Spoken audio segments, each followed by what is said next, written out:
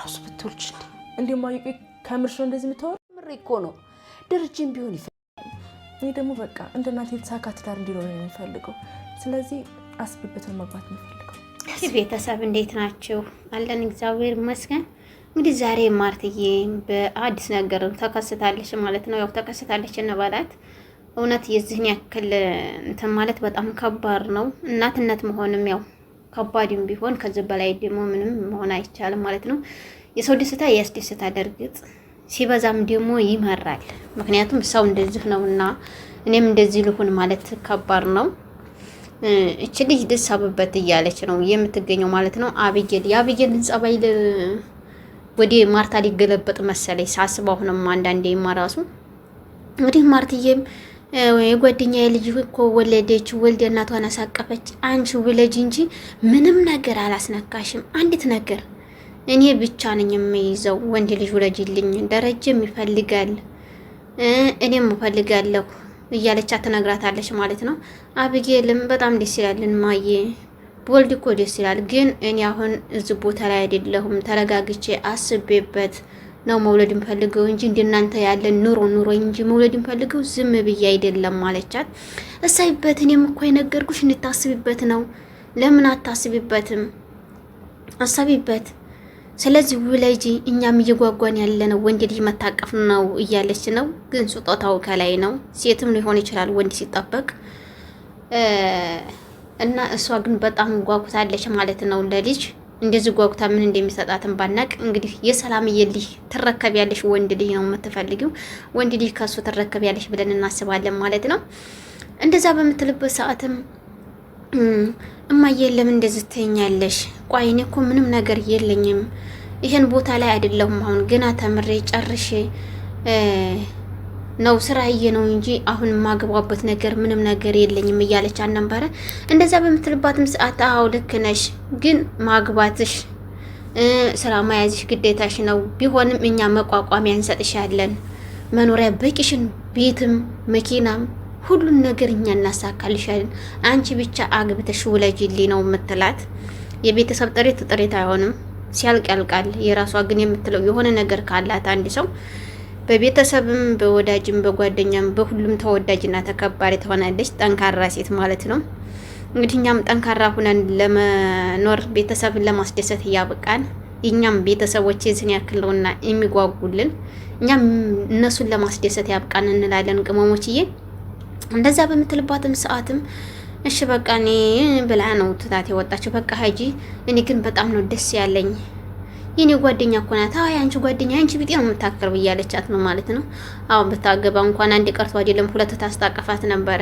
ግን በአሁን ሰዓት ትምህርት አለ። በዛ ላይ ደግሞ የኔ የምለው ኑሮ አንድ ነገር ሳይኖረኝ ልጅ አልወልድም ይላል። ትዳር እንኳን ቢያዝ ትዳር እስከሚያዝ ድረስ ራሱ ብዙ ነገር ይፈጃል እና ያ ሲጨመር በጣም ከባድ ነው ማለት ነው። ግን ማርትዬ የዚህን ያክል ሲበዛ ማለቅጥም ማር ሲበዛ ረቅጥም ይመራል። አንቺን መጓጓትሽ እናውቃለን፣ የእናትነት ልክ መሆኑን እናውቃለን። ግን በዚህ ልክ ናታንንም ማስጨነቅ የለብሽም ማለት ነው። በጣም እየተጨናነቀ ነው። ለምን አታገባትም? እሷ እኮ ቆንጅዬ ናት እያለች ሴት መጠየቅ የለበትም ወንድ እንጂ። ከሴት የመጣ ፍቅር መቼም ዘላቂታ የለውም፣ ከወንድ ሲመጣ ነው። በዛ ላይ ደግሞ ሁለቱም ሲዋደዱ ነውና ቤተሰብ ቢወደው እሷ ካልወደደችው፣ ቤተሰብ ቢወድላት እሱ ካልወደዳት ምንም ማድረግ አይቻልም። ምርጫና ምርጫ ቤተሰብ ሳይሆን እዛ መካከል ውስጥ የሚኖረው እሷና እሷ ብቻ ናቸው የሚኖሩት። እሷና እሱ ብቻ ነው የሚኖሩት በትዳር መካከል ሁለታቸው ባንድ እንጂ ቤተሰብ የእሷ ቤተሰብ እሱን ስለወደደ እሷ ቤት አያኖራትም ማለት ነው። የእሷን ቤተሰብ እሷን ስለወደደች እሷን አያኖራትም ማለት ነው። ስለዚህ እንግዲህ ማርትዬ በዙ እንትንልሻለን፣ እናከብርሻለን፣ እንወድሻለን፣ እናውቃለን የእናትነት ልክ የእናትነት ጥግነትን እስከዚህ ድረስ እንደምትጓጊ እናውቃለን። በተለይ ወንድ ልጅ ከሌለሽ ወንድ ልጅ የሰዎችን በምታይበት ሰዓት ምንም እኮ እንደዚህ በሆንኩ እንደዚህ ባደረግኩ እያልሽ የምትመኝ መሆኑንም ስለማይቀር እኛም ስለምንረዳሽ ከዚህ ልክ በላይ ባያልፍ ደስ ይለናል ማለት ነው። እንግዲህ ጋሽ ደረጀ ራሱ በጣም ደስ የሚል አባት ነው። ሁሉንም እንደ ቤተሰብ ነው ማቅረብ የሚፈልገው። ሰራተኛ ነሽ፣ ልጅ ነሽ፣ የውጭ ሰው ነሽ፣ እንግዲህ ነሽ የለም ሁሉንም እንደ አንድ ቤተሰብ ነው የሚታየው እያለ ነው ለገዚ ራሱ ሲናገር የነበረው። ገዚም በዛ አጋጣሚ እንኳን እዚህ መሰለ ግቢ ውስጥ ተቀርቶ አይደለም እንኳን እየተከፈለ በነፃ ብሰራ ምንም የሚጎልኝ የለም ምንም አይቸግረኝም እያለ ጋሽ ደረጀን በሳቅ ሊገለው ነበረ ማለት ነው። አዎ እውነት መናገር ግቢው በጣም ደስ ይላል። ቅመሞች የኛም እንደዚህ ያልታሰበ እንጀራ ይስጠን፣ እንደዚህ ደስ የሚል ግቢ ይስጠን። በእውነቱ ነገራ ስንወጣ ከት የምንልበት ስንገባ ስንወጣ የራሳችን የምንለው ቤት ይስጠንና እንግዲህ እንደዚህ እያለ ይገኛል ማለት ነው። እንግዲህ ዳጥዬም ሰርፕራይዟን ከትንሽ ጊዜ በኋላ ታገኛለች ትቀበላለች በማለት እናስባለን። ጋሽ ደረጀም ምን ብዬ ልንገራት እያለ ነበረ። በዛ አጋጣሚ ሰላምዬም ደውላ ልየን አደራ ዝግ ብለህ አረጋግተህ ነገራት፣ ምክንያቱም ልትበሳጭ ትችላለች፣ ሌላ ነገር ውስጥም ልገባ ትችላለች ልዬ። በዛ አጋጣሚ አንተ አረጋግተህ ነገራት። እትዬስ ግን ምን ትል ይሆን ጋሽ ስትለው ስለ እትዬ ታዩ ስለ ማርታ እሷን ዝግ ብዬ ለመንገር እፈልጋለሁኝ፣ ለመንገር እሞክራለሁኝ። ግን ደንግጣ ወይም ደግሞ እንትን ብላ እየሮጠ ወደ አንቺ ዘንድ ልመጣ ትችላለች። ወደ አንቺ ዘንድ ስመጣ ደግሞ በሰላም ተቀበያት እያለ ነው። እኔማ የናፈቀች ልጅ አይደለችም ወይ እጅን ዘርግቼ ነው የምቀበላት እያለች ነው። እውነትም ነው። ምክንያቱም እናት ማለት ሁሉ ነገራችንን ታቅፋ ሁሉ ነገራችንን ይዛ እምቅ አድርጋ የእሷ ሳይመቻት የእኛን የልጆቿን ምቾት የምታሳይ እናት ናትና ምን ብናጠፋ ራሱን ለአባት አትናገርም። ደብቃ እምቅ አድርጋ ነው ሲጣን አባት ከዛ በላይ ከሆነ በኋላ ነው እንጂ ወደ አባት እንኳን መናገር የምትችለው። አለበለዚያ እየመከረች እዛው ውስጧ እየተመጠመጠች ታስቀምጠናለች ማለት ነው። እንግዲህ እናት ማለት በቀላሉ የምትለካ አይደለችም። ብዙ ውጣ ውረድ ያለባት ናት። ከ9 ወር ጀምራ የተሸከመች ናት። ምንኛ መታደል ነው ማለት ነው። እናት መሆን ራሱ በጣም መታደል ነው። የእናትነት ጥግን ማየታ ውዶች እንግዲህ የእናትነት ጥግን ለማየት ያብቃን ነው የምንለው። እና በዚህ አጋጣሚም እንግዲህ ገዜና እንትናም ሊጋቡልን ዳርዳር እያሉ ነው። ማርታዬም እዚህ መካከል ገብታ ገዝዬንም ለምንድን ነው እንትን ማትለው የማታገባው? በጣም እኮ ትወድሃለች፣ ለዛይ ጥሩ ልጅ ናት፣ ቆንጅዬ ልጅ ናት፣ አንተም እንደዛው ነህ አይደለ እያለ ታሽኮረመመዋል ማለት ነው። አረኛ ወሬና ጨዋታ እንጂ ከዚህ ያለፈ የለን ምናምን እያለ እሱም እየተቀላለሰ ነገራት። ግን እውነቱን ነው። አንዴ አይደለ የሴቶች ስማቸው እንጂ ጸባያቸው አንድ ነው ይላል። እውነትም ነው፣ አንድ ነው፣ ጸባያችን አንድ ነው። መልካችን ወይም ስማችን ቢለያይ ማለት ነው። እንክብካቤ እንፈልጋለን፣ ለኛ ጊዜ እንዲሰጠን እንፈልጋለን፣ እንዲያዝናኑን እንፈልጋለን፣ ጊዜያቸው መስዋዕት አድርገው ለኛ እንዲሁ እንዲከባከቡ እንፈልጋለን። ስለዚህ የአንድ ሰው ብቻም ሳይሆን የሁላችንም ነው ይሄ እንትን ማለት ነው። እንግዲህ ወንዶች እያው እወቁበት እላለሁ። እና እሱም እንደዚህ እያለ ሲነግራት ነበረ። አታስቸግርም እኮ እሷ እኮ ቆንጆዬ ልጅ ናት፣ ምርጥ ልጅ ናት፣ ለምን እንደዚህ ትላለህ ገዝዬ እያለችው ዝቡ ግቢ ኑራ ይሄን የመሰለ ግቢ አይታ እትዬ እኔ ዘንድ ባስገባት እኔ ምንም የለኝም ባስገባት እኔ ዘንድ ትኖራለች እንዴ? ኧረ የማይደረግ ነገር ነው እያላት ነው ማለት ነው። አይ እንደዚህም ቢሆንም